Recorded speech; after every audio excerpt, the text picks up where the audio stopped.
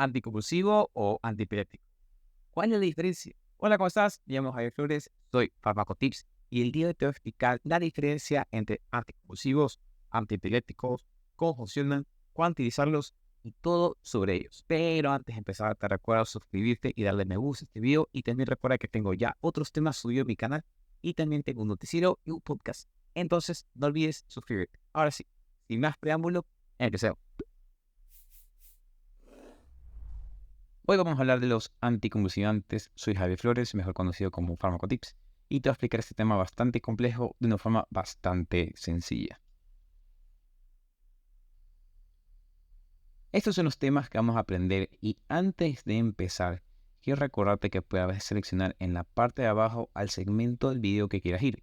O sea, puedes saltarte toda esta introducción e ir directamente a un grupo específico como barbitúricos, benzodiazepinas u otros sin acción benzodiazepínica, para que no tengas que escucharme todo el rato, pero si quieres hacerlo, deja tu like y no olvides de suscribirte. Sin más que agregar, estos son los temas que vamos a aprender, así que empecemos con ¿qué es la epilepsia? Tenemos que determinar que la epilepsia es el cambio radical de la descarga neuronal que puede ocurrir en el cuerpo, el cual ocurre a nivel central, en la cual hay una hipersincronía y una hiperexcitabilidad del mismo, y que el paciente tiene movimientos anormales, conducta anormal y también percepciones distorsionadas de la realidad. Tenemos que diferenciar una epilepsia del paciente con convulsiones.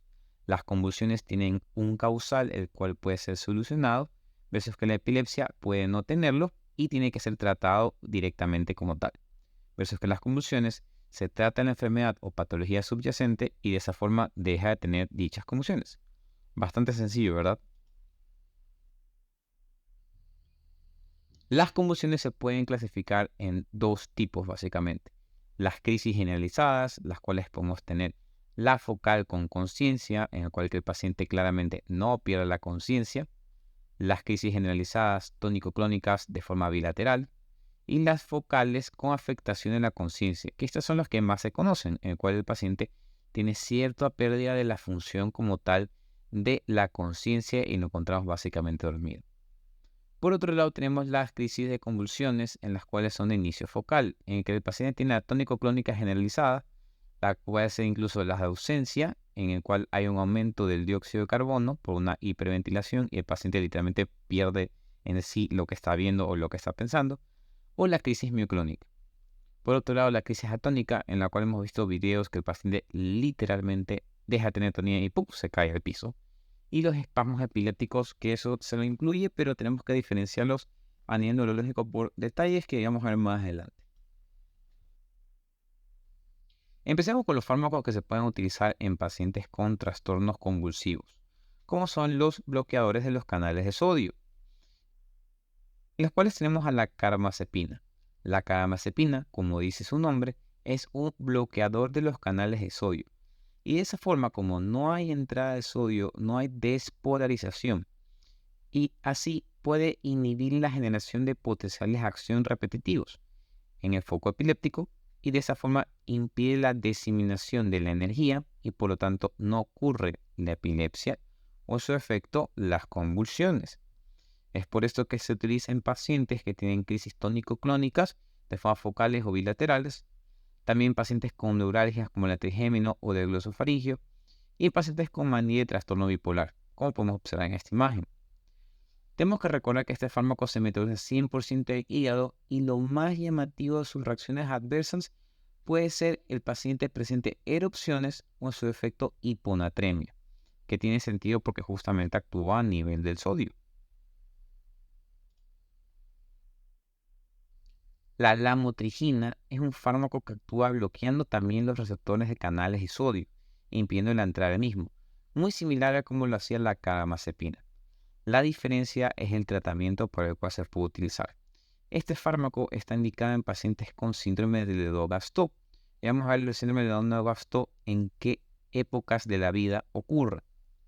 Tenemos que recordar también que este fármaco se utiliza en pacientes con epilepsia de ausencia o crisis de ausencia, en el cual, como les mencionaba previamente, el paciente literalmente ve a la nada, pero no piensa nada tampoco, porque no tiene actividad cerebral por la hiperexcitabilidad de la misma.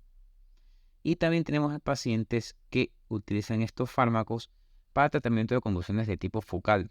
Tenemos que tener este tipo de diferencias entre crisis generalizada, focal o incluso síndromes que pueden llevar como al Lennox-Gastaut, el cual se determina por un conjunto de síntomas y signos que se dan en una época específica de la vida, que eso es básicamente la diferencia. Lo importante es recordar que este fármaco es 100% biodisponible a nivel oral, que se alcanza al máximo 6 a 8 horas y que se metaboliza a nivel del hígado. Importante recordar que su reacción adversa es bastante grave, en el cual hay un daño a nivel dermatológico que se conoce como el síndrome de Steven-Johnson. Muy importante. Si bien se te ocurre raramente en pacientes, al momento de ocurrir puede ser bastante mortal. Dentro de los efectos secundarios que no son tan mortales, pero que obviamente son molestos a largo plazo, los pacientes pueden presentar insomnio. La lacosamida, tenemos que es un fármaco que igual bloquea los canales de sodio. Este en cambio solo se usa en los pacientes con crisis de inicio focal y también tenemos que recordar que los niveles máximos pueden ser de 1 a 2 horas. Dentro de sus reacciones adversas, lo más llamativo que tenemos que saber de este fármaco es que aumenta el intervalo PR, por lo tanto puede ser bastante mortal para todo tipo de pacientes. La fenitoína, tal vez uno de los más conocidos y más escuchados, este es un fármaco que va a bloquear la compuerta del voltaje, actuando de forma selectiva en el canal, en el estado inactivo. De esa forma, en el estado inactivo impide que se recupere de forma más rápida y por ende evita la entrada de los iones de sodio, por lo tanto no se puede despolarizar. Dentro de sus indicaciones terapéuticas, lo más típico es que se utilice en pacientes con estado epiléptico. Ojo, pacientes con estado epiléptico, muy diferente a lo que hemos conversado previamente. Tenemos que también saber que las reacciones adversas que se pueden producir, estos tienen sus signos previos, los cuales pueden ser nistagmo o ataxia, como lo más típico que puede presentarse. A mediano y largo plazo, el paciente que utiliza estos fármacos presenta la hiperplasia gingival, el cual es un trastorno bastante llamativo que el paciente evidencia por el mal uso de estos medicamentos o también por uso crónico del mismo. También podemos observar que el paciente puede desarrollar osteoporosis porque este fármaco disminuye la absorción de calcio y también obviamente la formación de huesos de novo. Dentro de los anticonvulsivos de amplio espectro, podemos encontrar levetiracetam. Vamos a ver que es un fármaco que actúa en diferentes partes de la célula. A nivel presináptico, vamos a notar que actúa en canales de calcio, evitando la absorción del mismo, y de esa forma también actúa a nivel de las vesículas. Como actúa a nivel de las vesículas, va a producir que haya una reducción de la liberación del neurotransmisor llamado glutamato. Con menor cantidad de glutamato, es decir, que no puede activar de forma correcta al receptor AMPA y por ende no ocurre la excitación como debería. Este tipo de fármacos se utiliza por vía oral y se ve que hay un aumento máximo a las 1.3 horas de su utilización. Tenemos que tener en cuenta que es bastante estable por vía oral, ya que los alimentos no realmente van a afectar la cantidad de absorción del fármaco, pero sí va a ralentizar su nivel de efectividad o el tiempo de latencia. Dentro de sus reacciones adversas, vamos a notar que lo más llamativo es que puede producir somnolencia en la mayoría de los pacientes, por obviamente el efecto de forma inhibitoria que puede tener. Y dentro de sus usos terapéuticos, vamos a ver que los pacientes pueden ser utilizados para este tipo de indicaciones, como crisis tónico-clónicas, mioclónicas o focales en adultos o en niños. El valproato, que es uno de los más utilizados, pero no se conoce exactamente su mecanismo de acción, tenemos que saber que este tiene una acción máxima una vez que se absorbe a las 2 horas. Es importante decirle al paciente que es preferible que lo utilice sin alimentación, ya que habrá una mayor superficie que permita la absorción del mismo y una mayor efectividad en su utilización.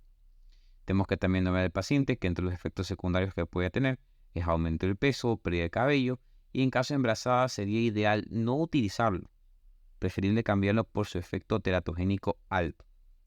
Se indica en pacientes con crisis tónico-clónicas, parciales, ausencias o incluso en profilaxis de migraña en pacientes que tienen esos dolores de cabeza que no se ven absolutamente con nada y tienen un diagnóstico de migraña. El topiramato, que es uno de los más polifacéticos de este grupo de fármacos, tiene tres tipos de acciones, por así decirlo. El primero es que actúa a nivel de los canales de sodio activados por voltaje, a nivel de ciertos subtipos de GABA y también a nivel de receptores AMPA, por lo cual actúa tanto bloqueando el agonista, potenciando el inhibitorio y bloqueando receptores en los cuales pueda actuar el agonista, el que va a activar, que es el glutamato básicamente. Tenemos que recordar que el efecto mínimo con los alimentos, ya que no importa que el paciente coma, igual se va a absorber lo regular del medicamento, y que su eliminación es principalmente por la orina. Se utiliza en pacientes con síndrome de Lennox-Gastaut, con crisis clínicas generalizadas, y también se puede utilizar en profilaxis y migraña. A su vez, también se ha visto relacionado en pacientes que tienen síndrome de túnel carpiano, con mejoría de ese tipo de patologías. La sonizamida, por otro lado, vamos a notar que también tiene bloqueo de canales de sodio y otros tipos de acciones relacionadas con el GABA.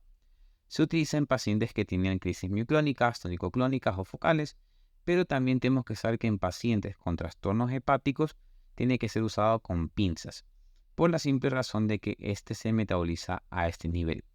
Dentro de sus reacciones adversas a largo plazo es que el paciente puede presentar deterioro cognitivo. Puede ser muy confundido con pacientes que tienen ya los síndromes asociados a la vejez y que en los efectos secundarios más típicos, como en todo paciente que utiliza fármacos que van a impedir la excitación o potenciar el inhibitorio como el GABA, somnolencia.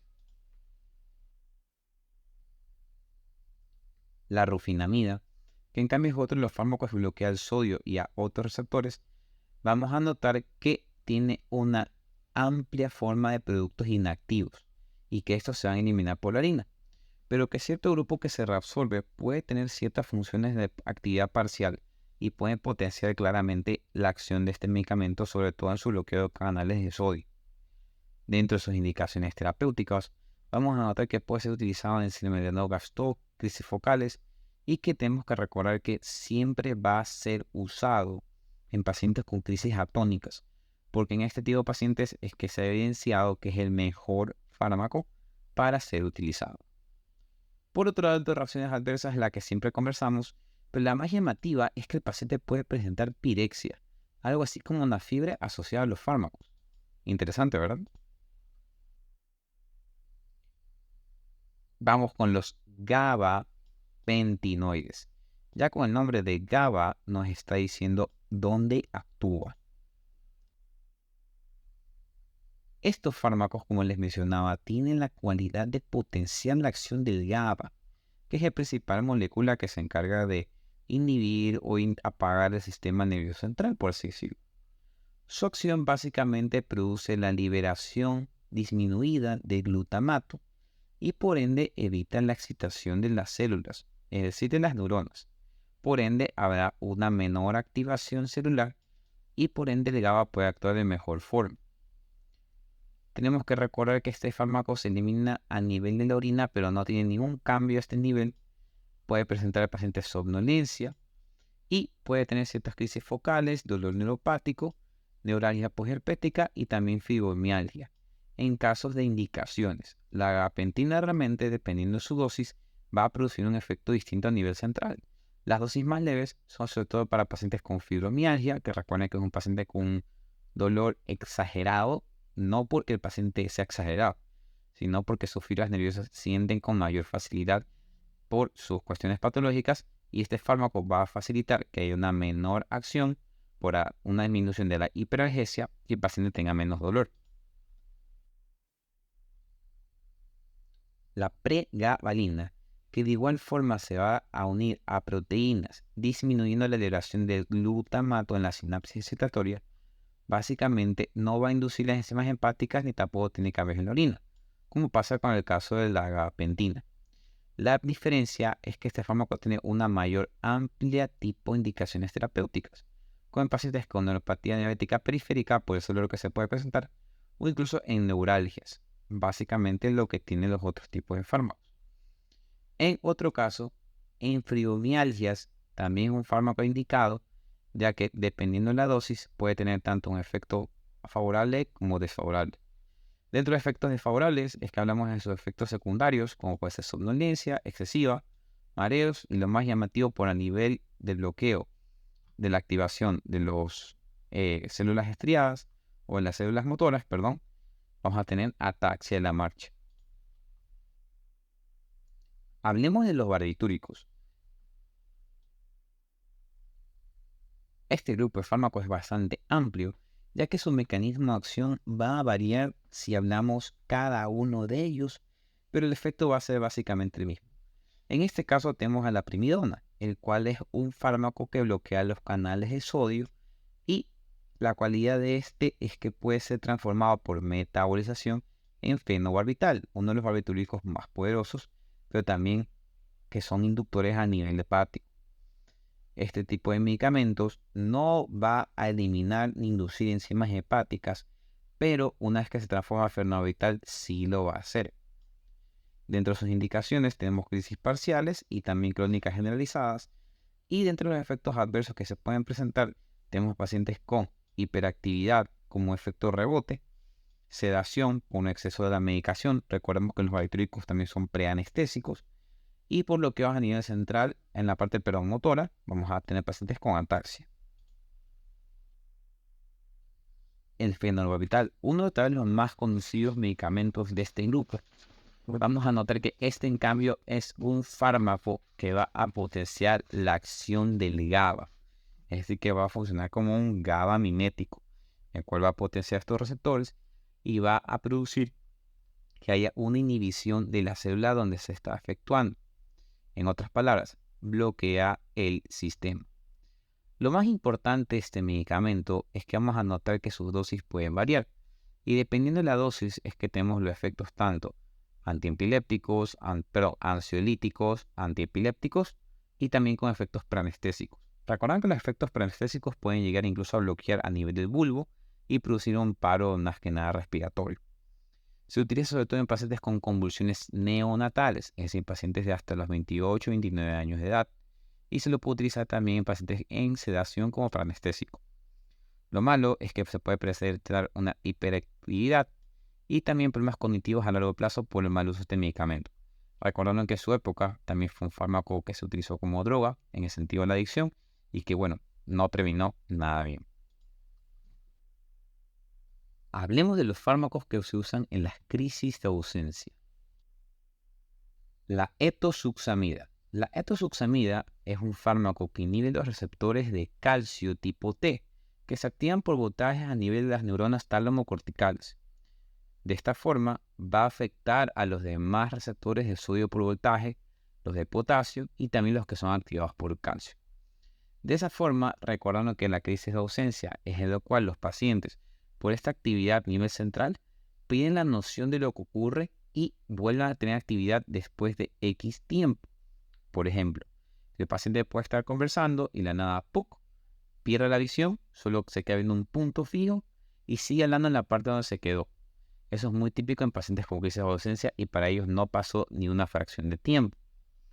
Para poder tratar esto podemos utilizar fármacos como la etosuxamida, el cual se va a tener un nivel máximo después de 3 a 7 horas a nivel sérico, y también se eliminan los fármacos en un 20% a nivel renal sin ningún tipo de modificación, es decir, no se metaboliza. Las benzodiazepinas, tal vez las más conocidas de este grupo de medicamentos, tenemos tal vez al más famoso que es el diazepam, el cual es un fármaco GABA mimético que va a potenciar la entrada de iones que van a negativizar a este tipo de célula. Ahora, este tipo de fármacos lo que va a hacer es inhibir el impulso nervioso, ya que hay un incremento en la inhibición de GABA a razón de la apertura de los canales de cloro que producen las benzodiazepinas. Es por eso que este fármaco, dependiendo del nivel en el cual se utilice en relación a dosis, puede ser un fármaco ansiolítico, puede ser un fármaco hipnótico o un fármaco anticonvulsivante. Recordando que dependiendo de la dosis es que va a tener su efecto tal cual lo mencioné. Ahora, en pacientes con estatus epiléptico o en pacientes con convulsiones, se puede utilizar este tipo de fármacos, ya que es la primera línea, el diazepam, ya que se encuentra en su dosis máxima de 1 a 1.5 horas Y también tenemos que recordar que tiene disponible la vía rectal. El clonazepam, que tiene el mismo mecanismo de acción que hemos previamente conversado, la principal diferencia es que se puede utilizar en pacientes con crisis mioclónicas, pacientes con crisis de ausencia y en espasmos infantiles, como el caso del síndrome de West. Muy importante, es el fármaco de indicación, ya que este se alcanza a 1 a 4 horas a nivel del hígado y su efecto secundario puede ser, claro, sedación, pero efectos mortales tenemos todos los que conlleva a un medicamento que tiene efectos centrales inhibitorios. Lo más importante a recordar es que este fármaco también se puede utilizar por vía oral con gotitas en aguas diluidas para que el paciente pueda tener un descanso mucho mejor. Hazlo en relación del efecto hipnótico, no de algo malo, así que no piensen mal. Otros fármacos benzodiazepínicos, tenemos a la tiagabina, el cual es un inhibidor del GAT1 GABA, y de esa forma básicamente produce que haya una mayor acción inhibitoria. Y el paciente obviamente lo puede utilizar en crisis focales y lo peor que puede producir realmente son estados hipoconvulsivos o hiperconvulsivos en el cual el paciente va a presentar convulsiones a repetición. Y también se ha asociado con trastornos a nivel del estado de ánimo como puede ser la depresión. La vigabatrina, el cual tenemos que tiene un efecto irreversible a nivel de las transaminasas de GABA. Por lo tanto, va a aumentar los niveles de GABA de forma excesiva. Vamos a notar que se usa en pacientes con crisis focales y espasmos infantiles, ya que estos estados preexcitatorios, al no estar las transaminasas GABA, el GABA va a aumentarse de forma exponencial y va a inhibir todo el sistema. Las concentraciones se alcanzan en 1 hora y puede tener efectos adversos desde somnolencia, mareos o incluso puede presentarse psicosis y ciertos pacientes han presentado pérdida de campo visual. Tenemos que recordar que estos fármacos están totalmente contraindicados si hay algún tipo de trastorno central o trastorno psiquiátrico preexistente. Y por casi último, hablemos de los agonistas de canales de potasio. La retigabina, el cual actúa abriendo los canales de potasio, de esa forma inhibiendo la liberación del glutamato, va a impedir que se activen las células evitando las convulsiones y tiende a ser una alternativa para pacientes con crisis focales. Se nota que su efecto se acumula de 0.5 a 2 horas y esto es porque tiene una acumulación parcial con las proteínas. Dentro de las infecciones secundarias o reacciones secundarias que puede tener este medicamento es decoloración de la retina, muy importante, ya que el paciente lo va a presentar y vamos a tener que hacer un cambio de medicación. Y por último, los bloqueadores del AMPA. En este caso tenemos al perampanel, el cual bloquea los receptores AMPA y por ende evitando la acción del glutamato, que es el receptor de acción de esa molécula. Vamos a notar que se une de 0,5 a 3 horas por su alta unión a proteínas y también se metaboliza a nivel del hígado. Este fármaco es el principal indicado en pacientes con crisis focales abilaterales y también puede ser una alternativa en el caso de las tónico-clónicas focales o tónico-clónicas generalizadas. Sus efectos secundarios tienen somnolencia, mareos y el paciente puede presentar síndromes psiquiátricos. Mucho ojo con ese detalle. Aquí tenemos la bibliografía. Quería agradecerles a todos por prestar atención a esta clase y también a mis alumnos por la ayuda en el desarrollo de este tipo de diapositivas y formatos. Y no olvides que si aprendiste algo nuevo, suscríbete, deja tu like y coméntame qué otro tema quieres que te explique. Te dejo esta lista para que puedas aprender otro tema de farmacología y si no has escuchado mi podcast y visto mi noticiero, aquí también te los dejo. Nos vemos en la próxima oportunidad. Soy Farmacotips y no olvides de suscribirte. Nos vemos.